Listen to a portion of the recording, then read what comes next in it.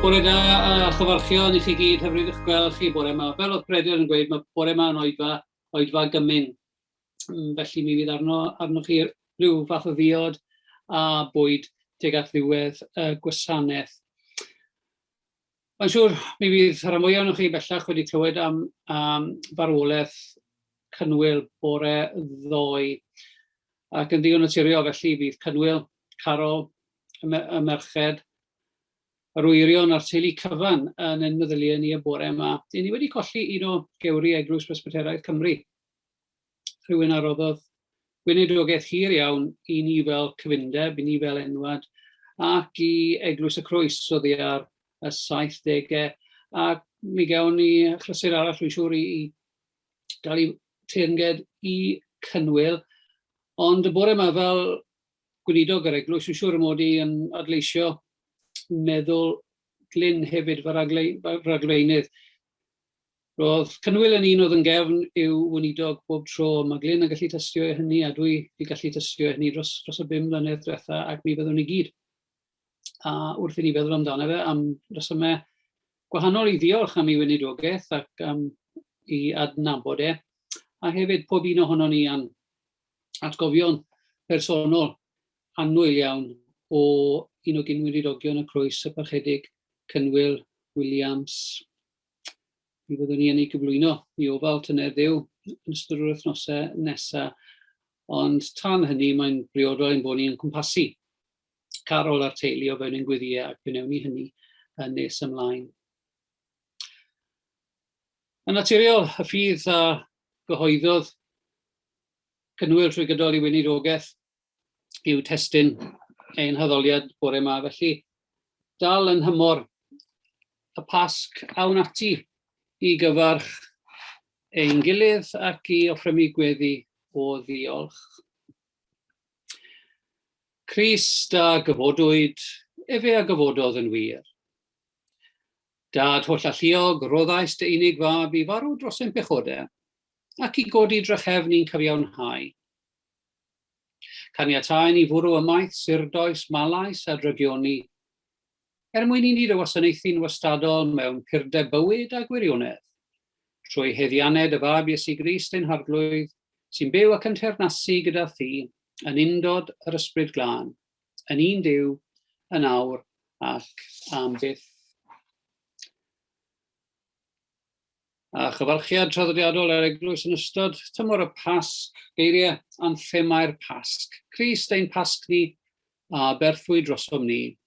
Am hynny cadw'n wyl.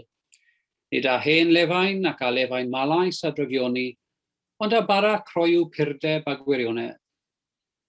Nid yw Crist yn mwyach wedi ei gyfodi oddi wrth y meirw yn marw mwyach. Nid yw marwolaeth yn argrwyddiaethu arno mwyach. Canis fel y bu farw unwaith i bechod. Ac fel y mae'n byw yma i ddiw.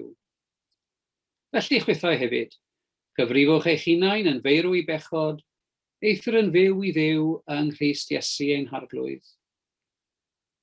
Crist a gyfodwyd oddi wrth y meirw, ac a wnaed yn flaenffrwyth a rhai a hunodd. Canis gan fod marwolaeth trwy ddyn hefyd y mae at gyfodiad y meirw. Oblegyd megis yn adda mae pawb yn meirw, felly hefyd yng Nghrist y byw heir pawb. A'n hemyn gyntaf bore yma, cyduned trigolion y ddeiar i gyd mewn sain o glodforedd i brynwyr y byd, mor dirion ei gariad at holl ddynol rhyw, troseddwyr a eilw i ddychwelyd a byw. Allan o ganeuon ffydd 354.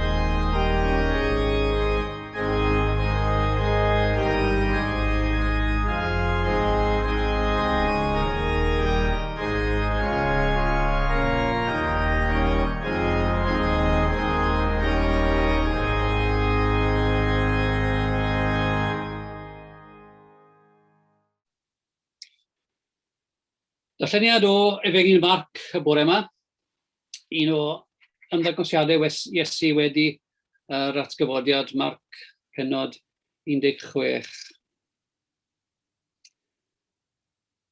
Wedi'r saboth fynd heibio, prynodd Mair Magdalen a Mair Mam Iago a Salome fer ar oglau, mwyn mynd i'w eneinio ef.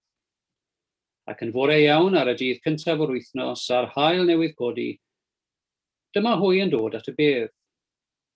Ac meddent wrth ei gilydd, hwy a dreigla'r maen i ffwrdd, oddi wrth ddrws y bedd i ni. Ond wedi edrych i fyny, gwelsant fod y maen wedi ei dreiglo i ffwrdd, oherwydd yr oedd yn un mawr iawn. Eithant i mewn i'r bedd, a gwelsant ddyn ifanc yn eistedd ar yr ochr dde, a gwisg lais wen amdano. A daeth arswyd arnynt. Meddai yntau wrthynt, peidiwch ac arswydo. Yr ydych yn ceisio Iesu, a gŵr o Nazareth a groeshoeliwyd. Y mae wedi ei gyfodi, nid yw yma. Dyma'r man lle gosodasant ef. Ond ewch, dywedwch wrth ei ddisgyblion ac wrth Pedr. A mae yn mynd o'ch blaen chi i Galilea. Yno a gwelwch ef, fel y dywedodd wrthych. Deithant allan, a ffoi oddi wrth y bedd, oherwydd yr oeddent yn crynu o arswyd. Ac ni ddywedasant ddim wrth neb, oherwydd yr oedd ofn arnynt. Byddai bendith Duw ar y darllen o'i air. Amen. Gewn ni yffrymu'n gweddiau i'r arglwydd, gweddiwn.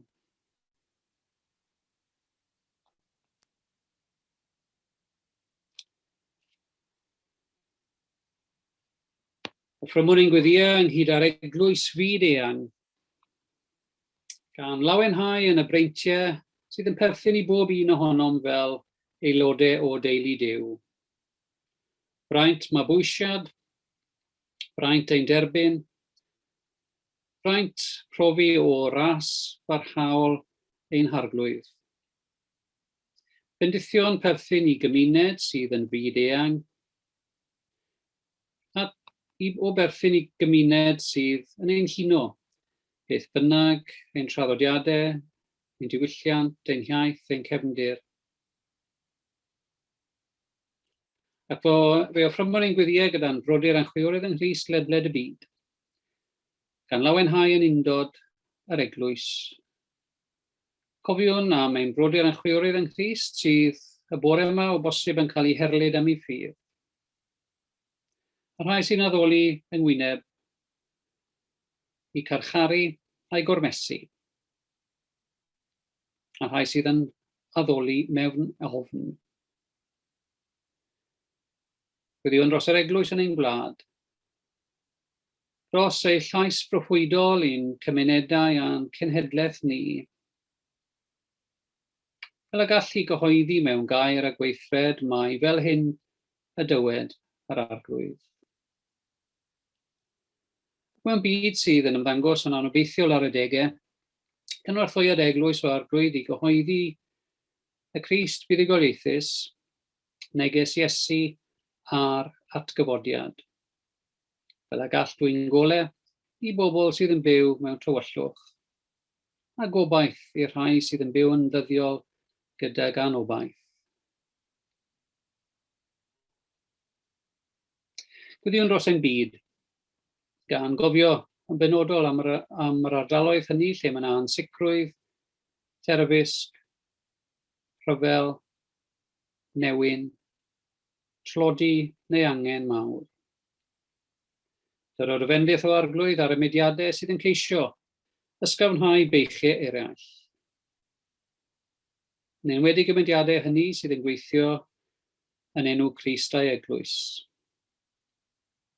Dros ein dinas, cofiwn am ei hanghenion. Cofiwn am y rhai sydd yn dylanwadu ar ein byw pob dydd. Gweddiwn dros y rhai sydd yn byw yn gyson yng ngoleuni coeddusrwydd. A rhai sydd â'i geiriau yn cael eu pwyso a'i mesur yn ddyddiol gan y cyfryngau. Pob un sydd yn dwyn swydd o gyfrifoldeb, a'r swydd hwnnw yn effeithio bywydau eraill. Cofiwn am y rhai sydd yn mynd trwy gyfnod o brawf neu densiwn. Y rhai sydd yn byw gydag ansicrwydd ynghylch eu dyfodol, ynghylch eu cynhaliaeth, ynghylch eu swyddi. Y rhai sydd yn bryderus am eu bywydau, am eu iechyd, am yr hyn sydd gan yfori mewn stôr ar eu cyfer. Cofiwn am y rhai sydd yn byw yn gyson gyda gweiledd neu wendid, a'r sawl sydd yn gweini arnyn nhw ac yn byw gyda nhw. Diolchwn am ddoniau iachad, am wirthiau, byd, gwyddoniaeth a thechnoleg, a'r holl elfennau sydd yn dod i rym i ysgafnhau beichiau a dioddefaint eraill yn ein gwlad ar hyn o bryd.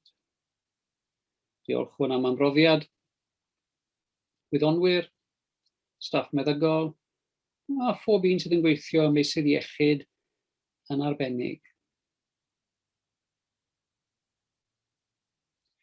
Cofiwn am y rhai sydd yn byw dan gysgod.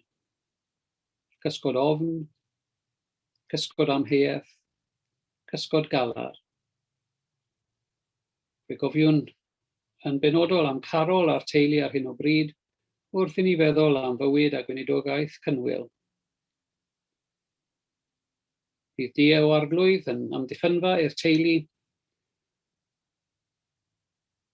a gofynnwn y bydd yr atgofion a'r dylanwadau sydd arnynt o gylyniad i cynwyl, yn atgofion ac yn dylanwadau parhaol.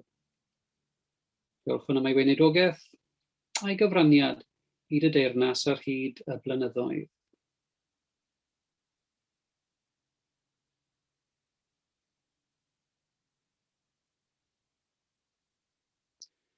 Ac wrth offrymu'n gweddiau, cyffeswn ein gwendidau a'n methiannau ein hunain. Ond gwnawn hynny yn hyderus yn yr ymwybyddiaeth bod ein ffydd yn cynnig i ni gras a maddeiant, a bod Crist yn trodio gyda ni beth bynnag ein hamgylchiadau.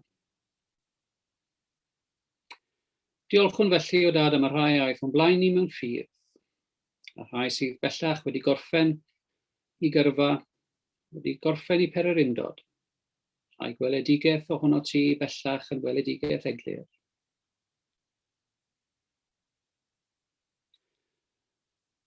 Yn ymwybodol o'r cwmwl tystion felly sydd o'n cwmpas a chymundeb y saint daeth o'n blaen ni yn pob cenhedlaeth. Offrymwn ein hyddoliad ac unwn ein gweddiau, gan ddefnyddio geiriau gweddi yr arglwydd, ein tad, yr hwnnwyt yn y nefoedd, sancteiddio'r denw, ddeled y deyrnas, gwnelau'r dywyllus, megis yn y nef, felly ar y ddeiar hefyd. Dyrwy'n ni heddiw ein bara beunyddiol, a maddau ni ein dyledion, fel y maddeuwn innau ein dyledwyr, ac nac arwain ni brofedigaeth, eithir gwared ni rhag drwg, gan eseiddo ti o'r deyrnas, a'r nerth, a'r gogoniant, yn oes oesoedd. Amen.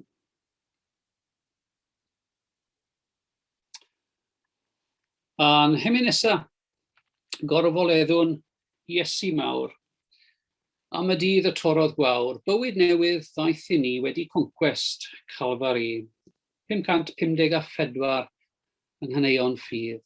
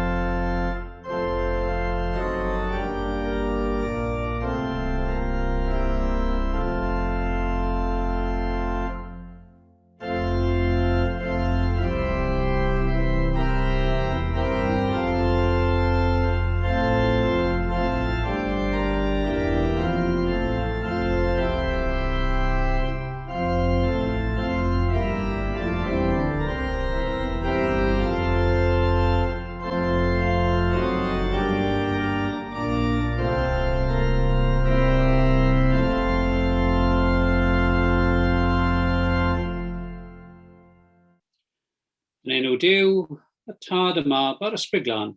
Amen.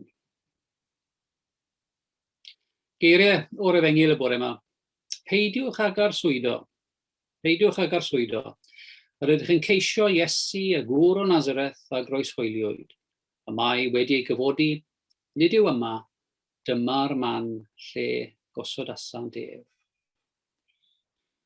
Geiriau'r angel, geiriau cynta Efengyl ar atgyfodiad, nid yw i fe yma, peidiwch ag arswydo.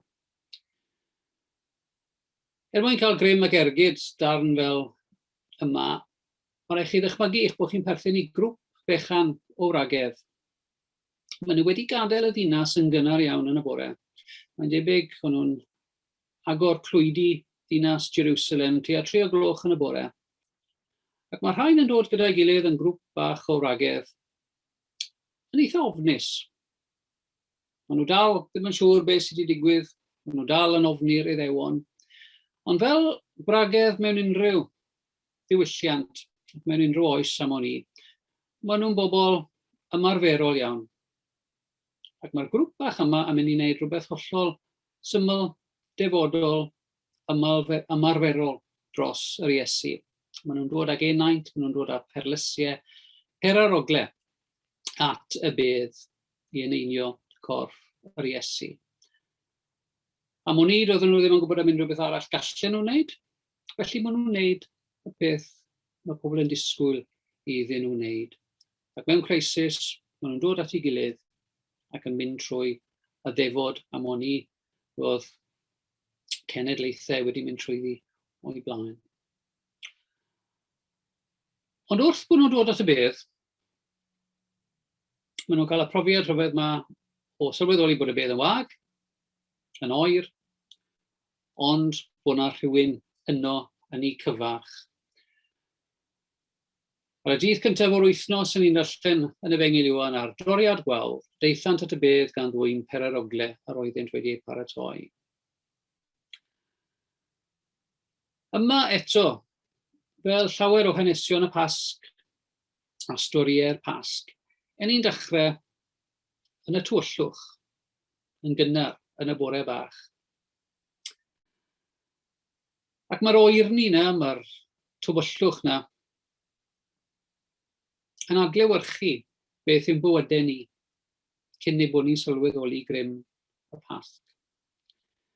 Mae bywydau y gwragedd yma yn ddarlun, yn metafor o'n bywydau ni cyn i ni gwrdd ar arglwydd Iesu.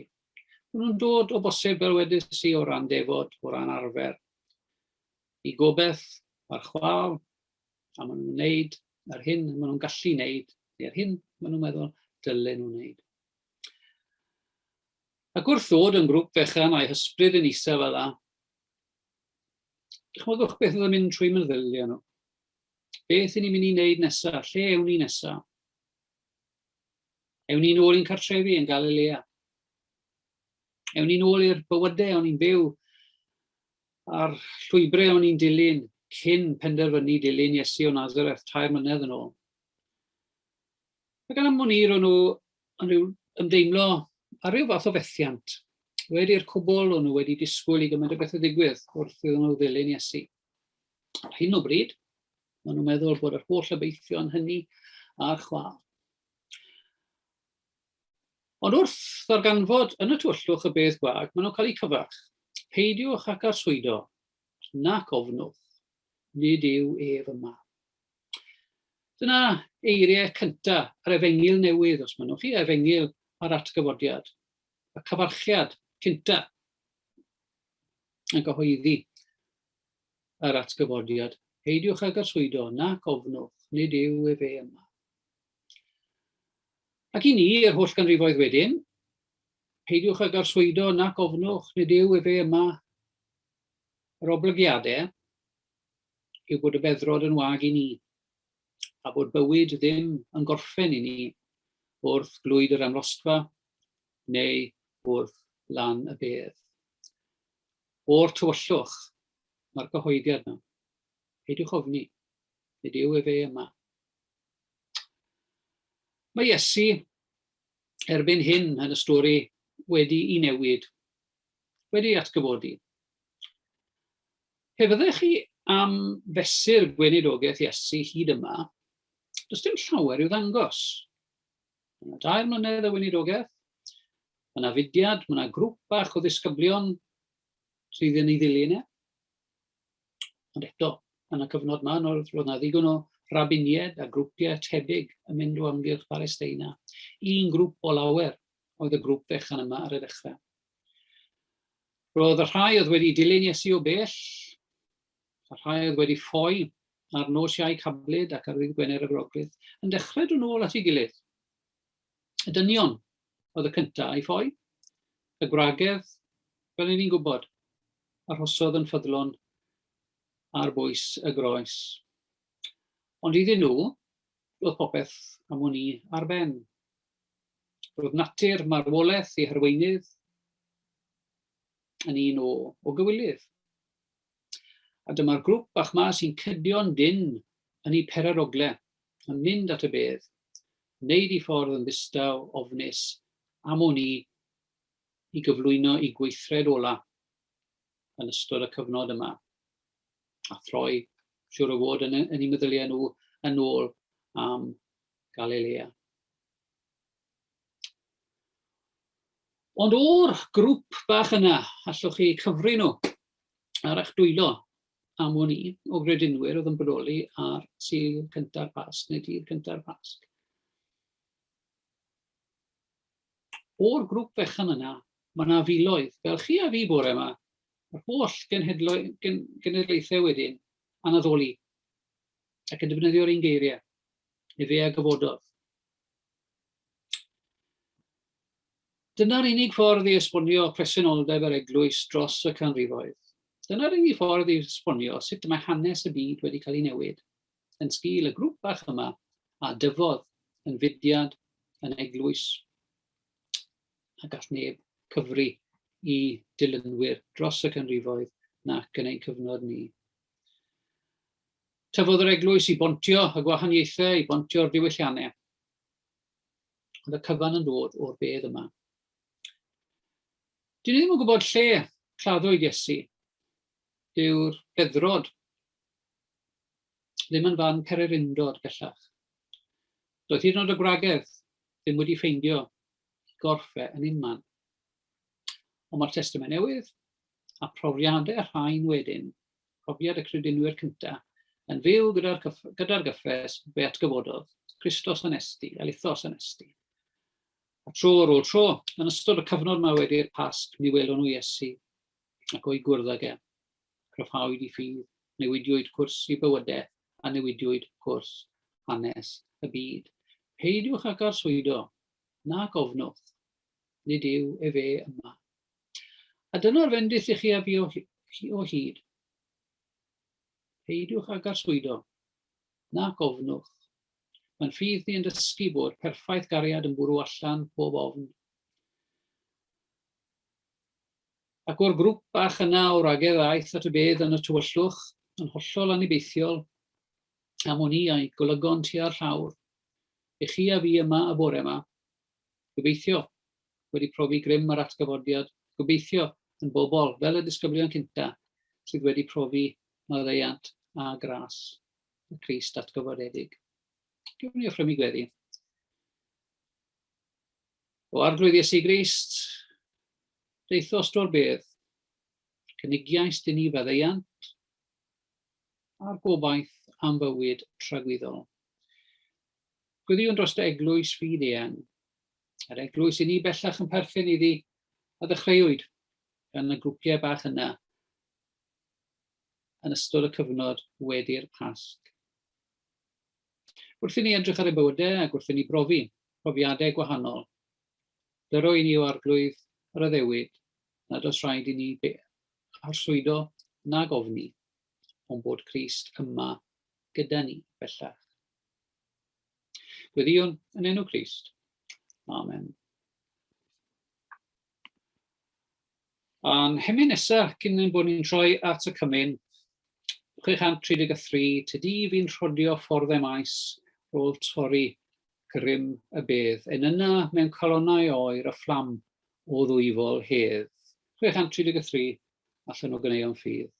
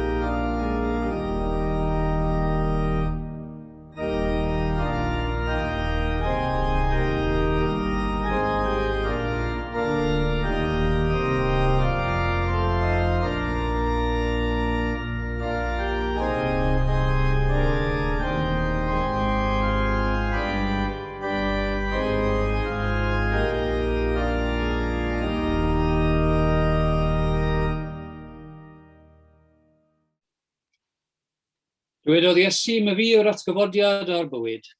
Pwy bynnag sy'n credu yno fi er iddo farw fe fydd byw, a phob un sy'n byw ac yn credu yno fi, ni bydd marw byth. Wrth i ni droi at bwrdd yr arglwydd a dathlu'r cymyn, chofiwn am y llu o bobl na allwn ni gweld tu draw i'r llen sydd yn addoli gyda ni. A dawr rhai o'r dwyrain a'r gorllewin ac o'r gogledd a'r de, a chymryd eu lle yn y wledd yn Mheyrnas Dduw. Hwn yw bwrdd yr arglwydd, yn agored i bawb sy'n caru Iesu Grist yn ddidwyll, ac yn ei broffesu ef yn arglwydd a gweredwr. Mae'r arglwydd Iesu yn ein gwachodd i rannu yn ei wledd.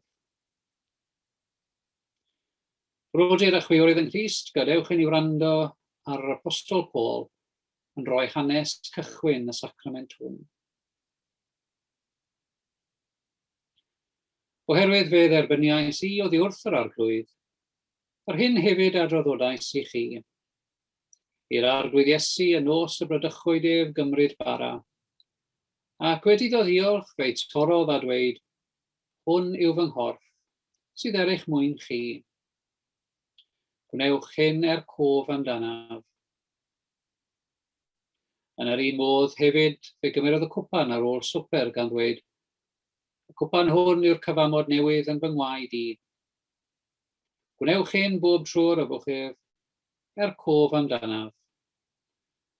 Oherwydd bob tro byddwch yn bwyta'r bara hwn ac yn yfed y cwpan hwn, o'r ydych yn cyhoeddi marwolaeth yr arglwydd hyd nes y daw.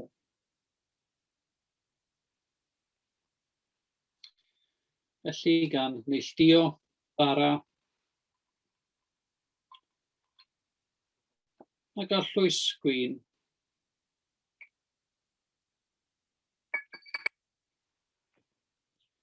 Efelychwn y siampl ein gwaredwr.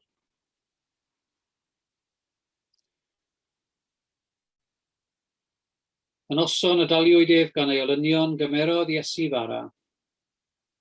Ac wedi diolch i Dduw amdano fe'i torodd a dweud, hwn yw fy nghorff sydd er eich mwyn chi. Gwnewch hyn cof amdanaf. Felly bwytawn y bara bawb mewn cof amdano.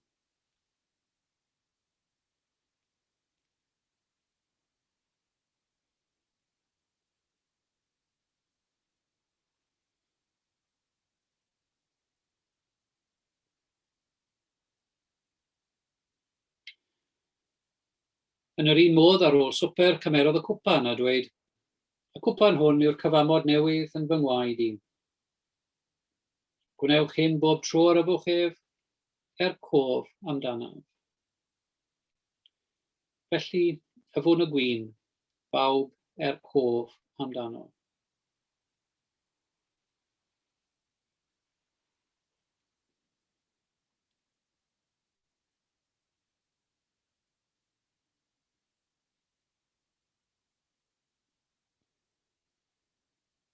Iesu oen Duw trigar hawdd ddim.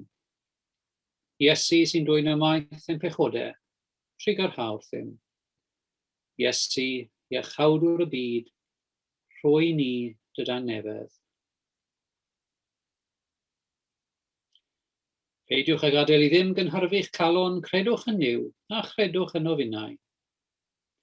Yn hi fy nhad y mae llawer o drigfannau. Pe na byddai felly, a fyddwn ni wedi dweud wrthych fy mod yn mynd i baratoi lle i chi. Ac os a fy pharatoi lle i chi fe ddo fy nôl, a'ch cymryd chi ataf fy hun, mwyn i chwitho i fod lle rwy fi. Ac wrth fwrdd yr arglwydd fe gofiwn am ein henwyliad yng Nghrist ym mha le bynnag y byddant, yn y nefoedd neu ar y ddaear. Amen. A'n hemyn ola y bore yma, 665 allan o ganeuon ffydd bara'r nefoedd arna ti a'r dygnawd yn borthwn ni. Bara gwir y bywyd yw, lluniaeth enaid, bara Duw. Beinydd, nerther ni bob un, drwy ei fywyd ef ei hun.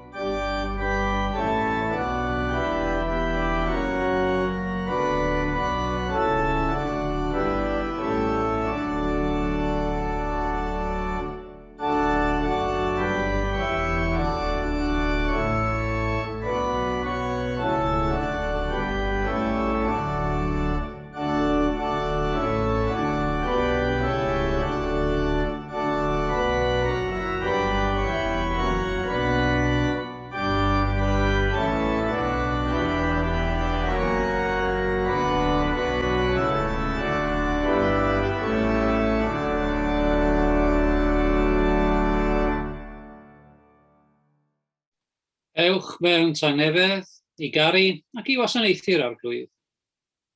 A bendith Duw holl alluog, y Tad, y Mab a'r Ysbryd Glân, a fwn eich plith ac y drigo gyda chi yn wastad.